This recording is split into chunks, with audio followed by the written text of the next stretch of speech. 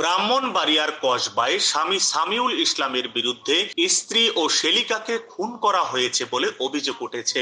আজ সোমবার সকালে উপজেলার গোপীনাথপুর ইউনিয়নের ধ্বজনগর গ্রামে বাবার বাড়ি থেকে তাদের মরদেহ উদ্ধার করে পুলিশ। নিহতরা হলেন ওই গ্রামের মৃত রওশন আলীর মেয়ে জ্যোতি আক্তার ও তার ছোট বোন স্মৃতি। ঘটনার পরে স্বামী সামিউল ইসলাম পলাতক রয়েছে। পুলিশ ও পরিবারের সদস্যরা জানায় ১.৫ বছর আগে কুমিল্লা জেলার ব্রাহ্মণপাড়ার জামতলী গ্রামের ফারুক মিয়ার ছেলে সামিউল ইসলামের সাথে বিয়ে হয় জ্যোতি আক্তারের। জ্যোতি ১ মাস আগে বাবার বাড়িতে বেড়াতে আসেন। এর মাঝে সামিউল স্ত্রী জ্যোতিকে ফিরে যেতে বলে, কিন্তু জ্যোতি রাজি না হওয়ায় তাদের মধ্যে মনোমালিন্য হয়। পরে গত সপ্তাহে সামিউল তার শ্বশুর বাড়িতে বেড়াতে আসেন। রবিবার রাতে সামিউল তার শ্যালক জাহেদ ভুইয়াকে সাথে নিয়ে এক কক্ষে এবং জ্যোতি ও স্মৃতি অপর কক্ষে শুয়ে পড়ে। রাতে ঘরের ভিতর দুলাভাই সামিউলের সন্দেহজনক চলাফেরায় সন্দেহ করে শ্যালক জাহেদ।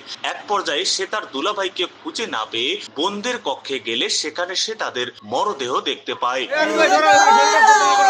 কসবা থানার ভারপ্রাপ্ত কর্মকর্তা আব্দুল কাদের জানান, খবর পেয়ে নিহতদের মরদেহ উদ্ধার করেছে পুলিশ। প্রাথমিকভাবে ধারণা করা হচ্ছে তাদের শ্বাসরোধ করে হত্যা করা হয়েছে।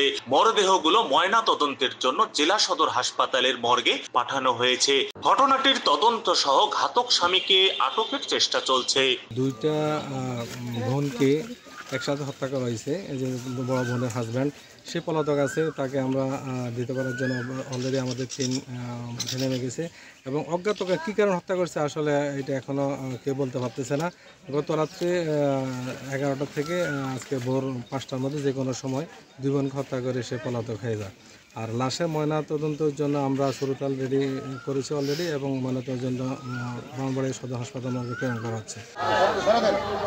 নিউজ ডেস্ক, গ্রিন বার্তা 24।